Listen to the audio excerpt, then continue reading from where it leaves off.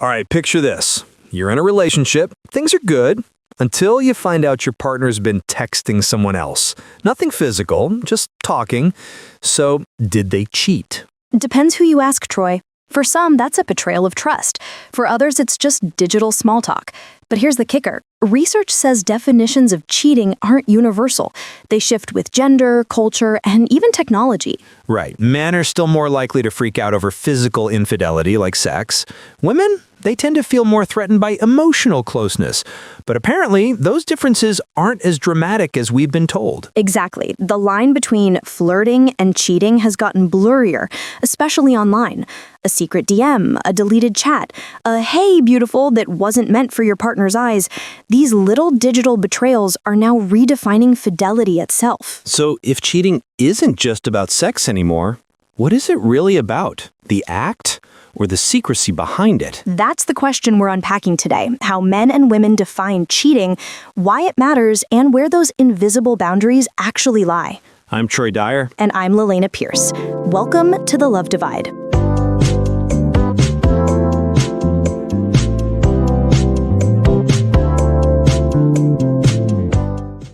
All right, so before we start throwing opinions like dodgeballs, let's ground this in what the research actually says. What even counts as cheating? Yeah, because that's the million-dollar question. Some people define cheating as anything involving another body. Others say it's all about intent. You know, if I didn't mean to hurt you, it's not cheating. The classic "it didn't mean anything" defense. But according to the research, cheating isn't just about the act. It's about violating an agreement, explicit or implicit, of exclusivity and trust. So basically, it's not only what you did, but whether you crossed the line you both agreed on. Exactly. Psychologists define it as a partner's behavior that breaks an understanding of trust or exclusivity. That can look like physical acts, emotional intimacy, or digital interactions. Anything that creates betrayal or secrecy. I like that.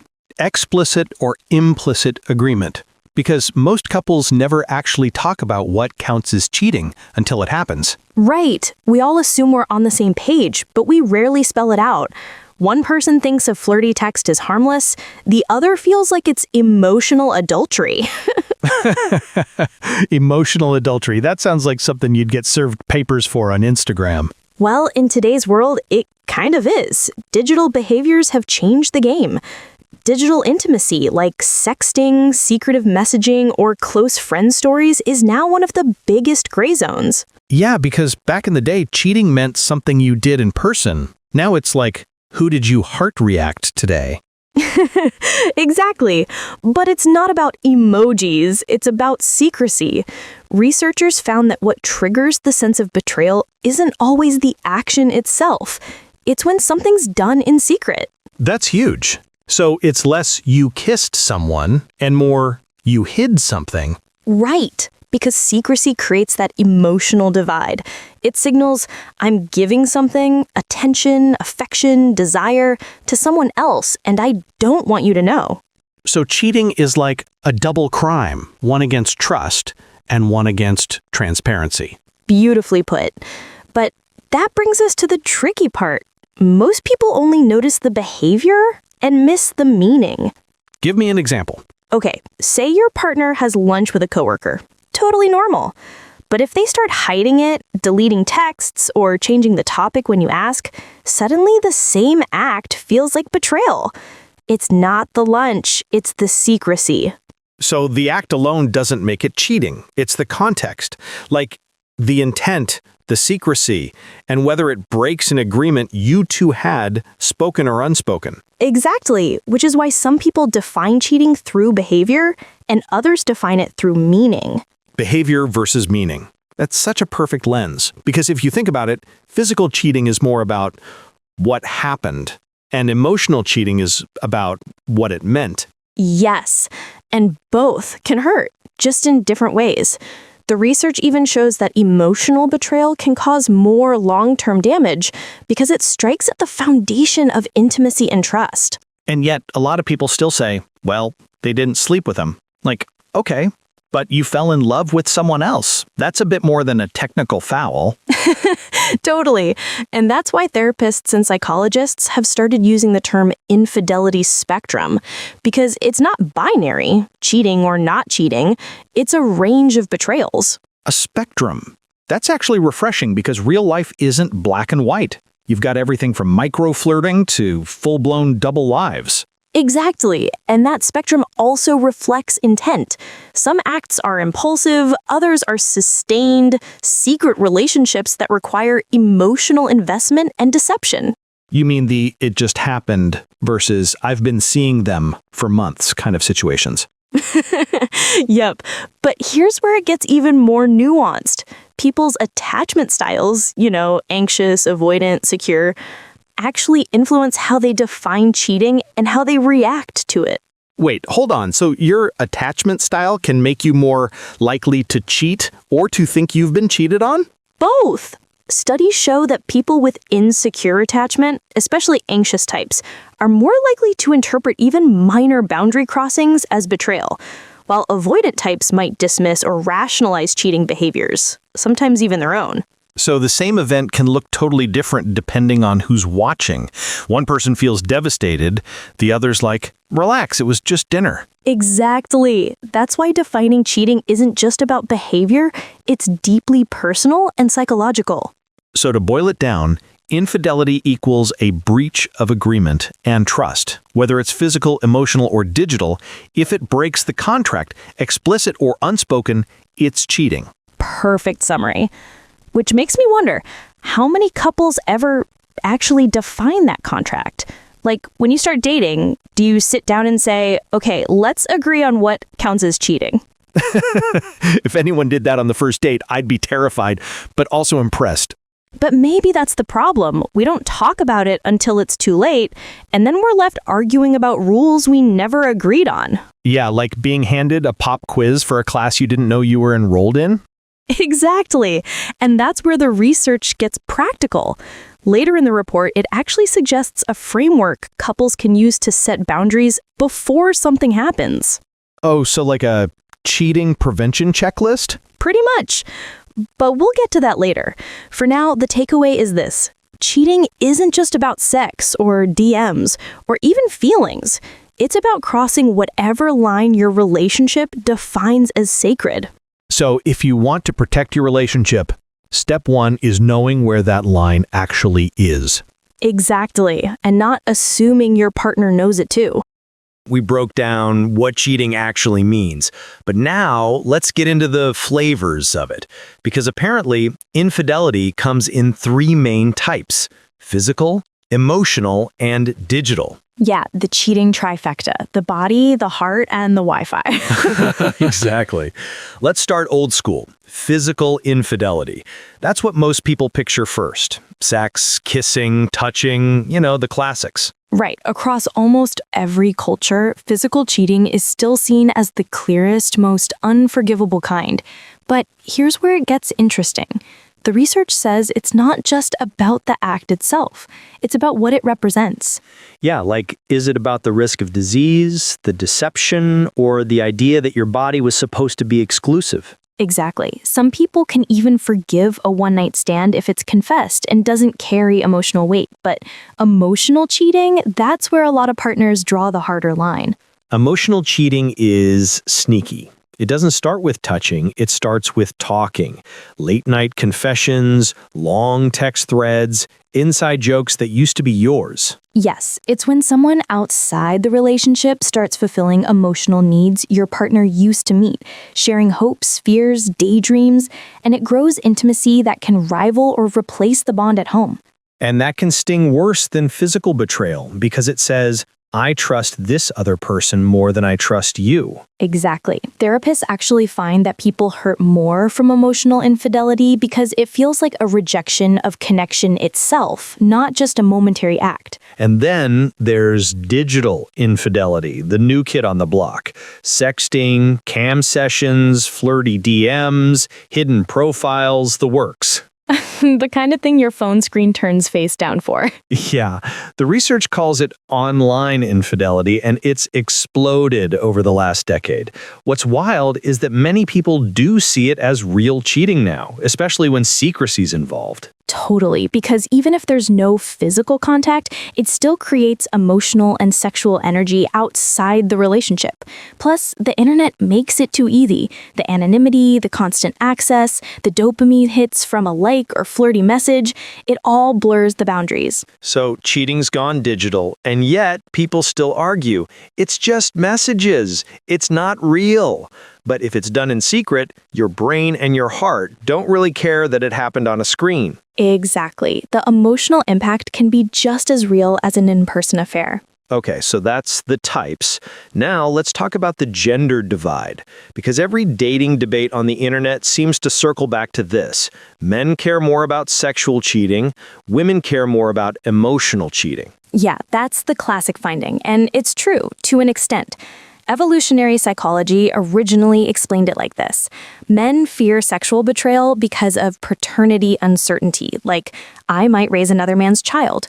Women, on the other hand, fear emotional betrayal because it threatens resource and commitment loss. Right, but newer research kind of softens that, doesn't it? Yes, modern studies show that while those patterns still show up, they're much smaller than we think, and context really matters. So not every man loses his mind over sex, and not every woman falls apart over feelings. Exactly. Culture, personality, relationship stage, even sexual orientation, all of those influence which type of infidelity hits harder. So it's more about individual values than chromosomes.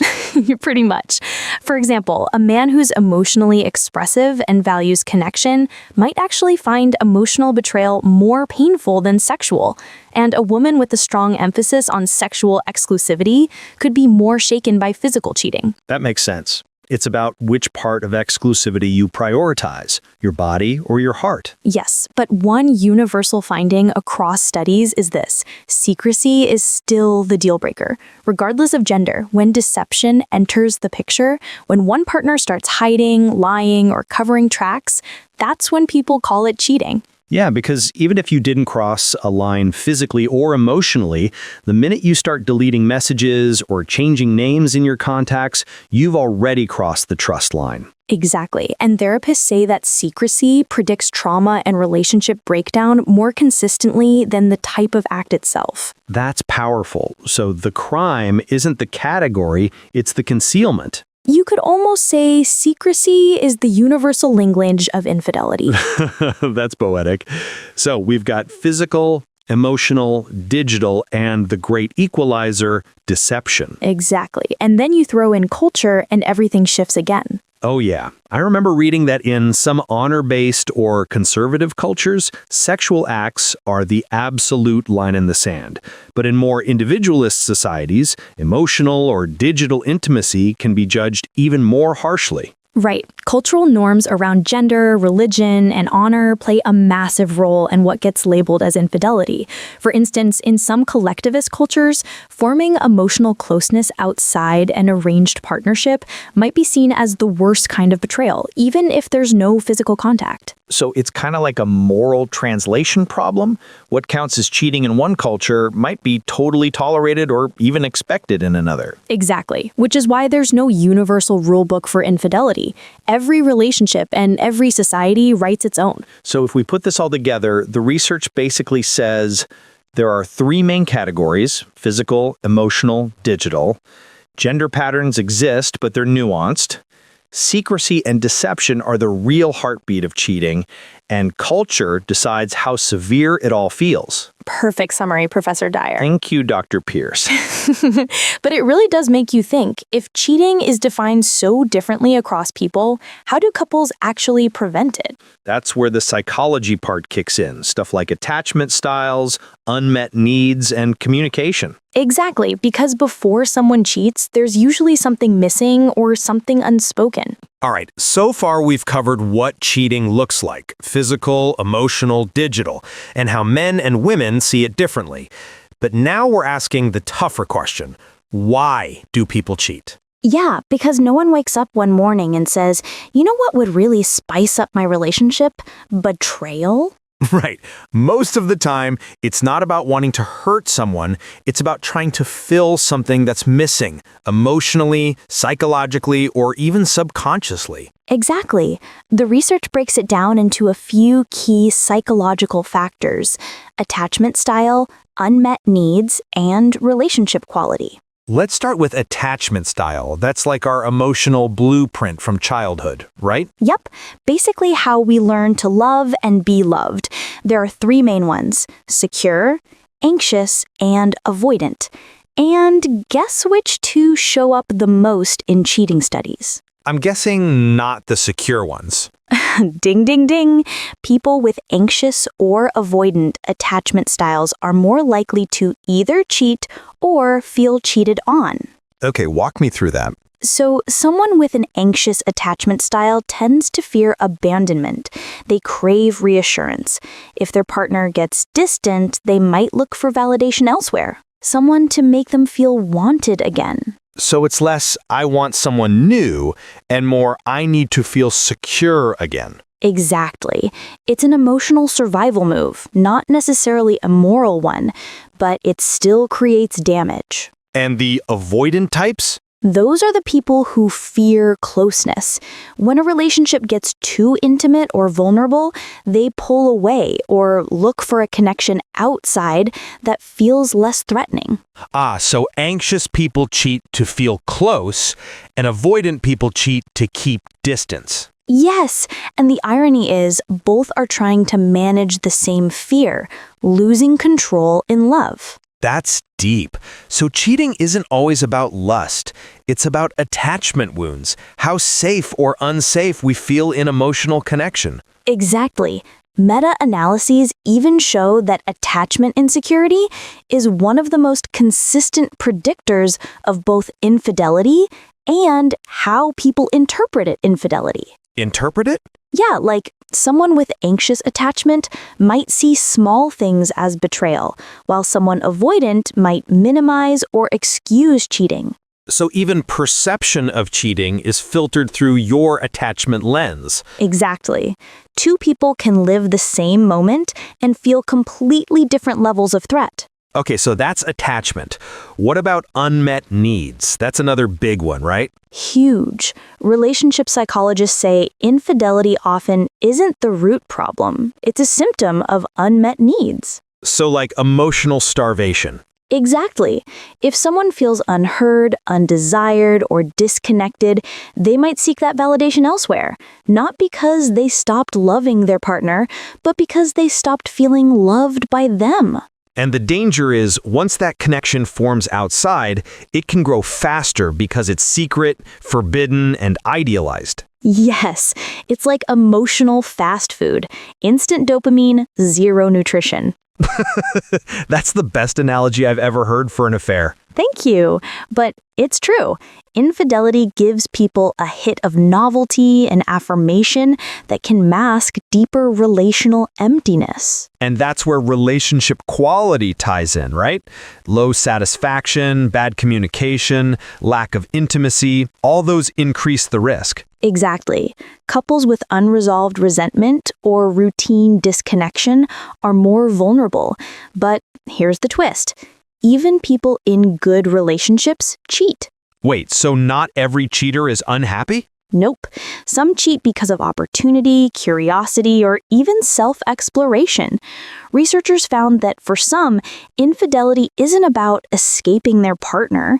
It's about escaping the version of themselves they've become in the relationship. That's wild. So it's not, I don't love you, it's, I don't feel like me anymore. Exactly. That's why infidelity can be as much an identity crisis as a relationship crisis. So basically, cheating is like a mirror. It reflects something broken inside the relationship or inside the person. Beautifully said. And that brings us to the most important factor of all, secrecy. Ah, yes, the silent villain. Yep. The research shows that secrecy, not sex, not emotional connection, is the strongest predictor of how much harm infidelity causes. because secrecy creates deception, and deception creates distance. Exactly. Once one person starts living a double emotional life, the intimacy starts dying. It's not the affair that kills relationships.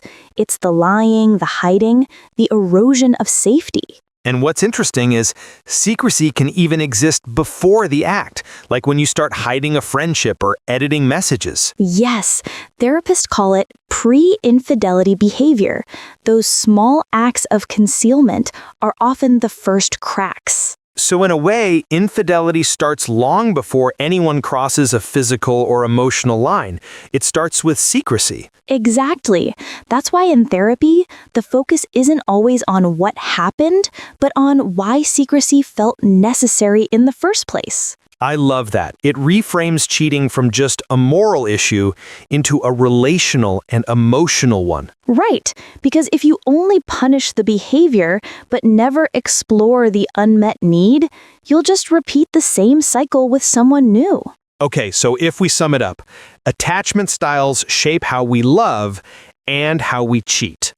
Unmet needs push people toward emotional shortcuts. Secrecy is the real poison. Exactly, which means that to prevent cheating, couples need to address not just boundaries, but emotional health. Well, coming up next, we'll talk about exactly that, how to actually build those boundaries before things cross a line, especially in the digital age. Because you can't prevent betrayal if you never define what it looks like. So we've talked about what counts as cheating, why people do it, and what's really going on underneath all that secrecy. But let's get real practical for a minute. How do couples actually prevent it?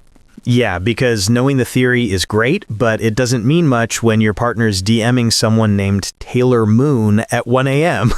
Oh, the mysterious late-night moon emoji? Always a red flag. Always. So how do you even begin setting those boundaries? Well, according to therapists, the first step is deceptively simple. Define what cheating looks like for you two. Not what society says, not what your friends think, but what feels like betrayal in your relationship. So like a relationship constitution. Exactly. It's about translating vague phrases like "don't flirt" into concrete, observable behaviors. Okay, so instead of don't flirt, it's don't send private messages that you wouldn't want me to read. Perfect. Or instead of don't hide things, say, if you're having lunch one-on-one with someone you've been emotionally close to, just tell me first. That's actually refreshing because it's not about policing, it's about transparency. Exactly. And that's step 2. Decide what's allowed with disclosure, and not allowed at all. So you literally categorize it? Yes, it might sound clinical, but it works. For example, allowed, liking photos, casual messages. Allowed with disclosure, meeting an ex for closure, work dinners, DMing someone attractive. Not allowed, sexting, private flirtation, emotional confiding that replaces your partner. That's actually kind of brilliant. Because most arguments happen when one person assumed something was fine and the other assumed it wasn't. Exactly. Assumptions are where trust goes to die. That should be on a t-shirt. Seriously. And here's the third step. Define consequences. Not in a punishment way, but in a how do we repair this if it happens kind of way. Like relationship emergency protocols. Yes. If a boundary is crossed, what does accountability look like? Is it therapy? A break? Transparency with devices for a while? The key is to make the repair collaborative, not punitive. So the goal isn't just to stop cheating, it's to rebuild trust if something slips. Exactly. Because trust isn't one giant decision, it's 1,000 little ones. That's good. That's tweetable. And now that we live half our lives online, the fourth step is crucial. Set digital boundaries. Ooh, yes. The new frontier of temptation. Right? Couples today have to discuss things like, do we share passwords? Is following an ex okay? Should we delete DMs? Yeah, because one person might see liking a thirst trap as harmless, while the other sees it as disrespect. Exactly. And it's not about control. It's about clarity. The research even recommends revisiting these boundaries every few months or after major changes, like moving in, having kids, or switching jobs. So it's like a relationship checkup. Exactly. You wouldn't drive your car forever without checking the brakes. Same goes for trust. I like that. Because people think of boundaries as this boring or restrictive thing, but it's actually what keeps love safe enough to breathe. That's beautifully said, Troy. Boundaries aren't fences, they're agreements that protect connection. Okay, but what if someone says, that sounds exhausting, I don't want to micromanage every little thing? Totally fair, but the point isn't to control every move. It's to reduce ambiguity, because ambiguity is where fear grows. When couples define their expectations clearly, they spend less time arguing about them later. So it's like emotional insurance. You invest in the conversation now so you don't have to pay for a crisis later. Exactly. And therapists say you can even map this to your attachment styles. If you know you're an anxious type, you might ask for more reassurance. If you're avoidant, you might need boundaries that protect your independence. So boundaries can be customized to personality. Absolutely. That's what makes them effective. They reflect the unique emotional wiring of the people involved. I love that.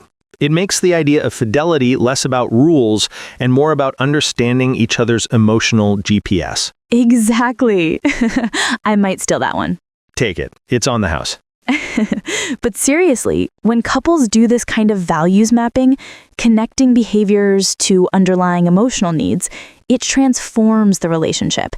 Because then, don't text your ex becomes less about control and more about protecting emotional safety. So instead of, you're not allowed to do that, it becomes, this behavior makes me feel unsafe in our bond. Exactly.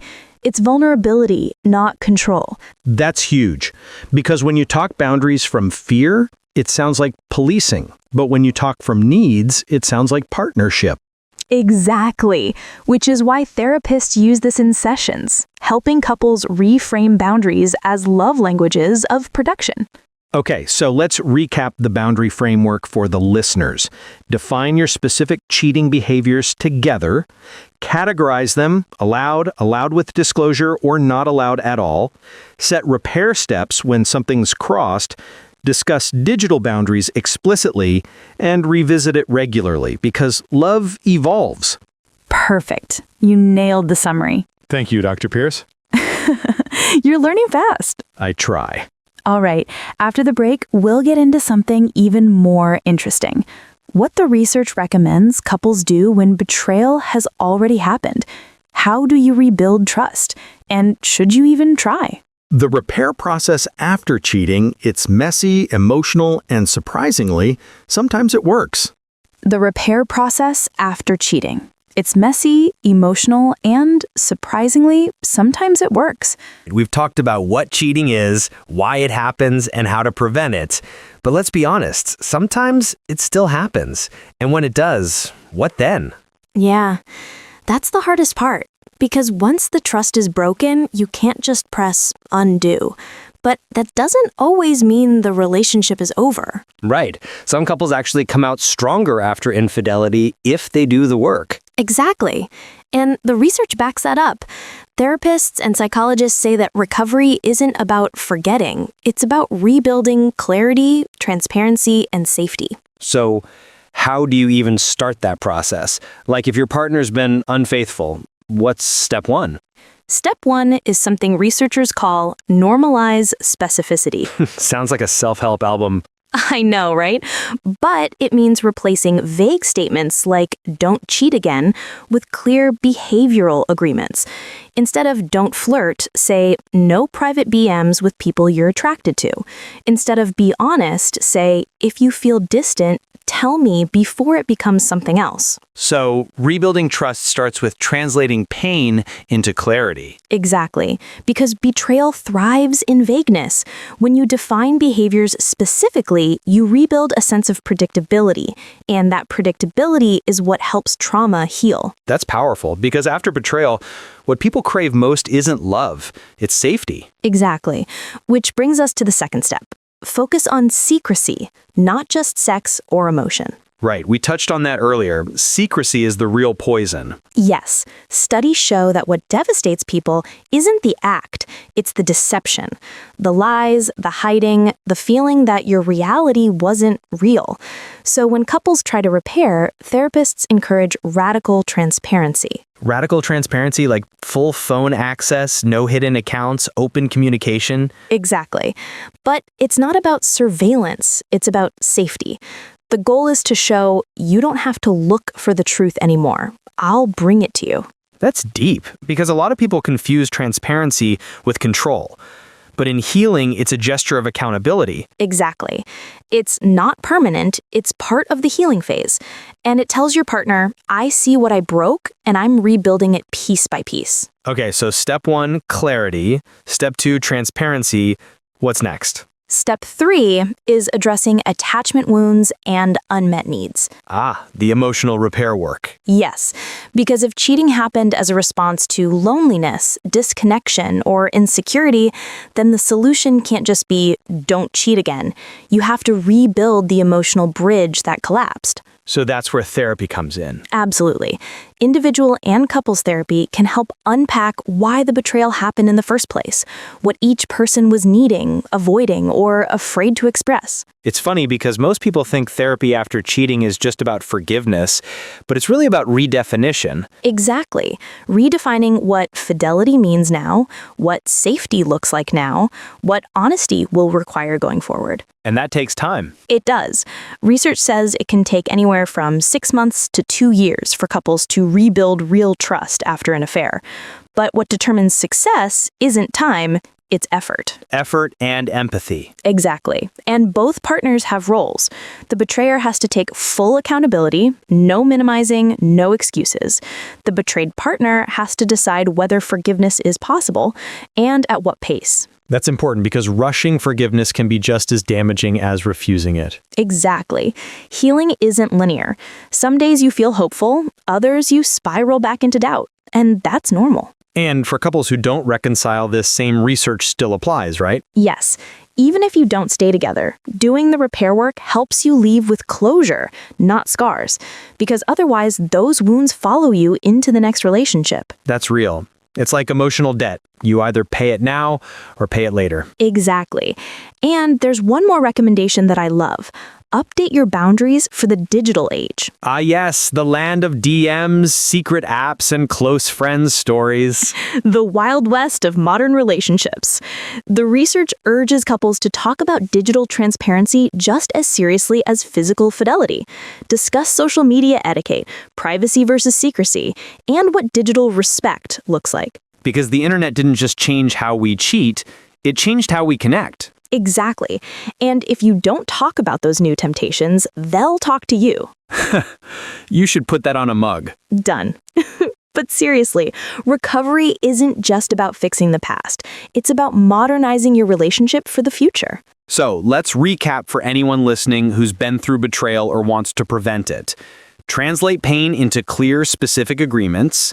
Focus on secrecy, the real betrayal. Address attachment wounds and unmet needs. Practice radical transparency, and update your boundaries for the digital world. Perfect. And maybe the most important unspoken step. Remember that healing is possible. Infidelity doesn't have to define you or your relationship. It can be a chapter, not the ending. That's beautiful. Because at the end of the day, trust isn't about perfection. It's about rebuilding with intention. Exactly. We'll tackle one of the hardest questions of all. Can you ever really trust again? And what does forgiveness look like when the love divide feels too wide to cross? Before we close, let's zoom out for a second. Because even with all this great research about infidelity, there are still some blind spots, right? Oh, for sure. In fact, one of the biggest things the report highlights is that most of the data we've been quoting, it's still heteronormative, meaning it's mostly about straight couples in traditional monogamous relationships. Right, so the picture's a bit incomplete. Exactly. We're missing voices from LGBTQIA+ communities, from people in open or poly relationships, and from cultures where exclusivity looks totally different. Yeah, because what counts as cheating in one kind of relationship might be totally normal or even agreed upon in another. Exactly. That's why modern therapists push for a more inclusive idea of fidelity, one that isn't about one-size-fits-all morality, but about mutual consent and respect. And that's the key, consent and clarity. Whether you're monogamous, open, or something in between, if you're violating an agreement or hiding something your partner didn't agree to, that's where betrayal starts. Right. It's not about the label, it's about the integrity of the agreement. And even the best studies out there still struggle with self-report bias. People don't exactly love telling survey researchers, hey, I cheated. Yeah, apparently I betrayed my partner isn't a popular poll option. Exactly, so the numbers we see on infidelity rates, those are probably conservative estimates. Definitely. And then there's the speed of technology. Digital behavior evolves faster than research can keep up. Yeah, like 5 years ago, nobody was talking about emotional cheating via AI chatbots or virtual relationships. But that's happening now. Exactly. The ways we connect keep changing, and so do the ways we can cross boundaries, which means couples need to keep updating their definitions of trust as the world changes around them. That's actually a beautiful takeaway, because it means fidelity isn't a rule you memorize once, it's a language you keep learning together. Yes, and every couple speaks it differently. The real goal isn't to avoid cheating, it's to stay in alignment. So the next time you're tempted to ask, would that count as cheating? Maybe the better question is, would this make my partner feel safe? Exactly.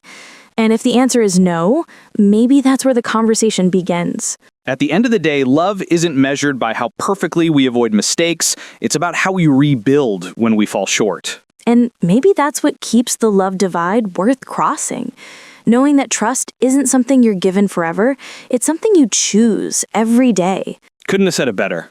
All right, that's it for today's episode. If you got something out of this conversation, if it made you think, reflect, or maybe text your partner to talk about boundaries. Do it! Start the conversation. And if you enjoyed this episode, make sure to like, share, and subscribe wherever you're listening. We'll be back with another topic that keeps men and women divided, curious, and maybe, just maybe, learning to meet in the middle. I'm Lelaina Pierce. And I'm Troy Dyer. Thanks for listening to The Love Divide.